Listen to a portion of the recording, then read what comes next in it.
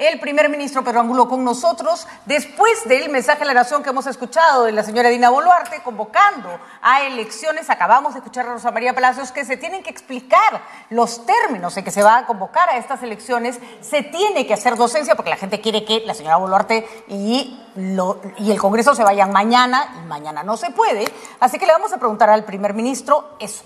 ¿Cuál es el plan de acción de ahora en adelante y cómo están las cosas en las zonas, cómo han amanecido las cosas en las zonas donde ha habido convulsión social todo el fin de semana? Primer Angulo, ¿cómo está, ministro? Gracias por acompañarnos y gracias por darnos esta entrevista. Muy buenos días.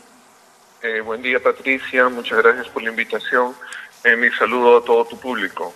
Apelo a su condición no solo de primer ministro, sino de abogado, de un abogado además reconocido, para que nos ayude a entender cómo vamos a hacer para que no solo se den las elecciones, como lo ha planteado la señora Boluarte, sino si hay un nivel de coordinación con el Congreso de la República para que las reformas que van a presentar sean aceptadas. Por supuesto, ¿cuáles son estas reformas?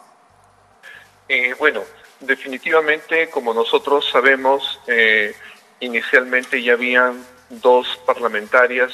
Recuerdo que una es Susel Paredes, que habían presentado iniciativas para adelanto de elecciones que suponen de consumo que han atendido a la demanda de la ciudadanía, que a veces se expresa en las calles y otras veces en la encuesta. Lo cierto es que desde un inicio la presidenta manifestó que ella no se aferra al poder. Y en ese sentido, lo que se decidió el día de ayer en Consejo de Ministros a las 9 de la noche, luego de evaluar las circunstancias de lo que estaba sucediendo a nivel nacional, en algunas zonas sobre todo, es una manifestación en el mismo sentido coherente con lo que ella había referido, que está cumpliendo con un mandato constitucional para completar un periodo, pero que si la demanda nacional se mantiene y el Congreso la recoge, porque es la principal autoridad que le corresponde hacerlo, de que se diera un adelanto de elecciones, pues hay una iniciativa también del Ejecutivo en orientación de la cual se considera valioso ciertas reformas que deberían de darse. Entonces, es una expresión política y también evidentemente que presta oído a la ciudadanía. ¿Qué trabajo se va a hacer para que en las zonas que se han declarado en emergencia el mensaje llegue de manera clara? Recordemos, ministro, yo entiendo que ustedes acaban de empezar, que los ha agarrado todo esto en medio de una crisis, pero creo que ha habido un silencio que se tiene que contrarrestar, porque hay voces que asusan, dan informaciones a medias, tergiversan y que lo único que hacen es confundir más a la población. Se necesita presencia del Ejecutivo en distintas zonas de conflicto para que el mensaje de que se van a convocar elecciones quede claro. ¿Hay algún plan al respecto? Dices bien, efectivamente en las distintas zonas hay distintos grupos que ya han sido identificados por informes zonales, también por inteligencia, que inclusive a veces no tienen ningún interés en las 4 demandas que se han escuchado. Unos dicen que la presidenta renuncie, otros piden el cierre del Congreso, otros piden una reforma constitucional y nueva constitución, otros piden la libertad del señor Castillo. La realidad es que hemos encontrado, como te digo, que hay en la zona de Chala, por ejemplo, en Arequipa, un conjunto de mineros informales que su protesta es contra las normas. Ellos quieren más flexibilización, que se les permita seguir explotando mineral sin que tengan que regularizarse. Entonces, lo que pasa es que hay coincidencias de protestas y se unen y parece que reforzaran, pero tampoco hay unidad en las demandas. Bueno, suele pasar, ¿no, ministro? Nosotros hemos resuelto en el Consejo de Ministros anoche que cada ministro tome una zona y se desplace precisamente hacia el diálogo y personalmente tratar de desactivar esas actitudes violentistas. Las investigaciones sobre los 2 muertos de Andahuaylas, ¿tienen algún resultado preliminar, alguna explicación? ¿Qué tiene que informarnos? ¿Ha sido realmente dramático? Estamos hablando de chicos muy jóvenes además.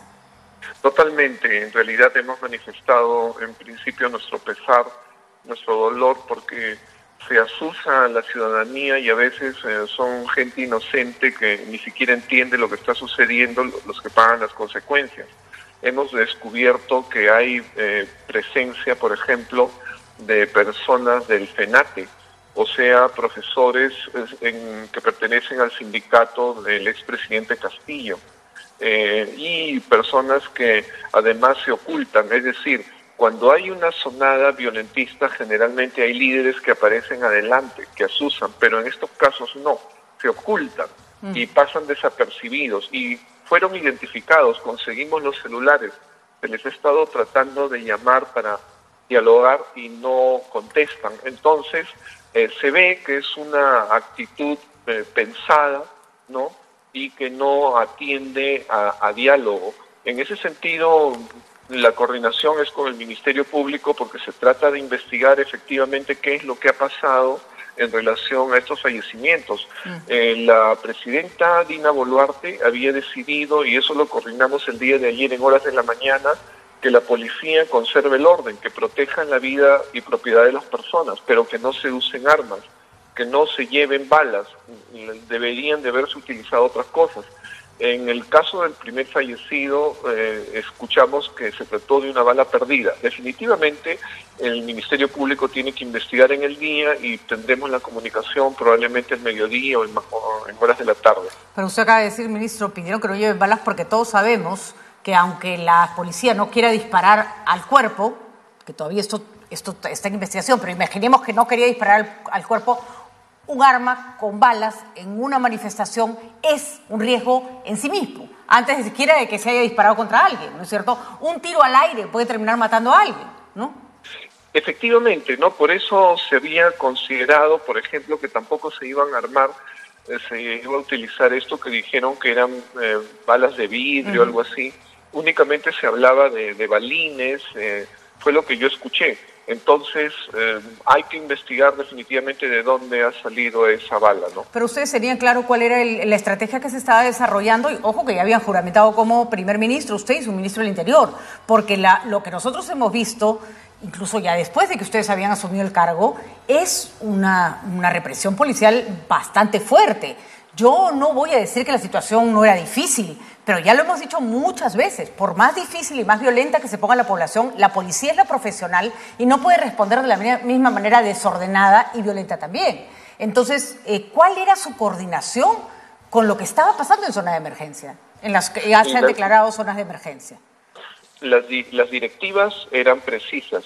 En este caso ya en el detalle, en lo que se dispuso, es tema del ministro del Interior. ¿Ha conversado usted con él? ¿Tiene algún alcance de lo que ha estado haciendo? Todo el día de ayer hemos estado en distintas coordinaciones porque la realidad es que lo que interpretamos es que se trata de impedir la gobernabilidad. Nosotros tenemos que asentarnos en los despachos, recibirlos formalmente, hacer unas transferencias que son formales, tenemos que cambiar personas, enterarnos de currículos, hay mucho trabajo por hacer. La verdad, por ejemplo, de lo que usted me dice, de lo que se ha visto como violencia, yo solamente he visto por momentos, no he visto un panorama completo porque no he tenido tiempo para eso.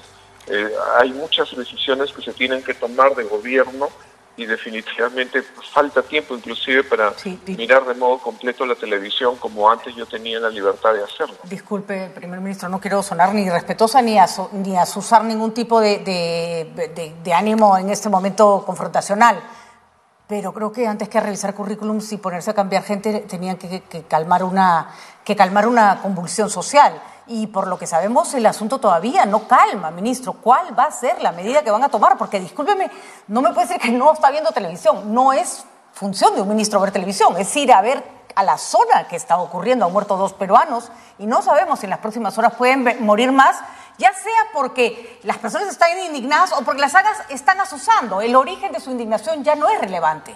Lo que es relevante es ver qué está pasando en este momento. Definitivamente tenemos conciencia de eso, de lo que pasa. Uno de los temas que quizá desde su punto de vista no le parece importante, pero nosotros desde adentro sabemos que estos temas han sido manejados por gente que ha estado en el gobierno. que han sido, por ejemplo, difundidos a partir de cargos como prefectos, y la realidad es que desde el gobierno hay instituciones que inclusive se nos ha enterado de que han difundido dinero. Entonces nosotros no podemos poner a cualquier persona en los cargos, o sea, proponemos a personas preparadas y que sean técnicas, que tengan trayectoria, que conozcan los ramos donde van. Sí. Otra cosa sería irresponsable. Pero no Cada uno, probablemente desde su lugar de trabajo, tiene distintas perspectivas. Yo entiendo la suya, pero la nuestra no crea que no tiene fondo ni justificación. Bueno, disculpe, señor ministro, no es un tema de opiniones, es un tema de sentido de la urgencia y estamos en un momento... Es un tema también de cargos públicos y de responsabilidades. Sí, es un tema y que nosotros en estos momentos la tenemos en un momento muy difícil de crisis, y que tenemos que aceptarnos racionalmente en nuestros cargos. Disculpe, señor ministro, pero si la casa se está incendiando, no nos ponemos a ver quién vamos a nombrar jefe, sino todos nos paramos a ver cómo apagamos el incendio. Pero en fin, no quiero discutir porque no me parece... Cada ministerio tiene sus responsabilidades y por eso es que cada uno de nosotros está asumiendo su responsabilidad en los detalles de los temas que me pregunta el ministro del Interior. Puede molestarse usted todo lo que quiera, disculpe, señor ministro. No, yo no estoy molesto, simplemente le estoy tratando de responder, pero como no me deja hablar, tengo que decir lo que yo tengo que decir también. Como está hablando, señor ministro. Simplemente lo que quiero, que me explique, porque me genera preocupación como ciudadana, que también vive en el Perú y que está profundamente preocupada por lo que pasa en su país, más allá de si soy periodista o no, es... Puedo cuestionar lo que han hecho antes, me interesa lo que viene de ahora en adelante. Más allá de lo que se haya hecho bien o mal, creo que los peruanos estamos viendo lo que viene de ahora en adelante. Y repito, entiendo la complejidad de la situación que están tratando de manejar, pero por favor entienda también que hay demandas que tenemos que tratar de solucionar como ciudadanos. Lo que van a hacer de ahora en adelante, ¿va a viajar a Apurímac? Por eso estoy recepcionando todas las entrevistas que puedo, porque entiendo que tengo que explicar a la ciudadanía que lo que buscamos es paz social, buscamos diálogo con personas que a veces no quieren dialogar y que no les interesa la vida de los peruanos. En ese sentido, yo ya tendría que en estos momentos estar desplazándome hacia Palacio, pero le estoy atendiendo porque entiendo que la comunicación con los ciudadanos es sumamente importante. De acuerdo, señor ministro, gracias por la deferencia, pero es una obligación de los funcionarios dar explicaciones y me alegro muchísimo que usted así lo haya entendido. La pregunta Siempre vamos a dar explicaciones, me parece muy bien, señor ministro, y por eso se lo estoy agradeciendo, no estoy siendo mínimamente irónica, entiendo que perfectamente su punto de vista. Lo que le quiero preguntar es, ¿qué va a pasar de ahora en adelante? ¿Hay algún ministro que va a ir a Apurímac? Creo que las personas en Apurímac necesitan ver una cara de este gobierno. ¿Cuándo se van a presentar los proyectos de ley ante el Congreso de la República? Efectivamente, tienes razón. Como bien dices, en realidad la tercera decisión que se tomó ayer en el Consejo de Ministros, desde las 9 de la noche estuvimos 3 horas, hemos terminado a las 12 de la noche. El tema fue que los ministros se van a desplazar a nivel nacional, cada uno va a tomar como responsabilidad una región y según las circunstancias, la conectividad que tengan, el conocimiento de las zonas, se van a desplazar. Y lo cierto es que el primer proyecto, que es el del Ejecutivo de adelanto de elecciones, ya está listo. Acabo de recibir la comunicación del ministro de Justicia y nos vamos a reunir apenas lleguemos a la PCM con él. Muy bien. ¿Y en qué momento sabremos qué ministros viajan a qué regiones? ¿Eso ya lo tienen decidido o lo van a decidir ahora en la reunión? Lo vamos a decidir en horas de la mañana. Muy bien, señor ministro, gracias por habernos atendido y entiendo que la situación es difícil, nosotros tenemos que hacer preguntas y le agradecemos que usted tenga la disposición para darnos las respuestas. Muchísimas gracias por haber estado con nosotros, seguiremos estando atentos a las decisiones que se toman en este momento tan delicado en el país. Gracias por la oportunidad, Patricia. Que tenga usted un buen día, señor ministro. Igualmente. Gracias por habernos atendido.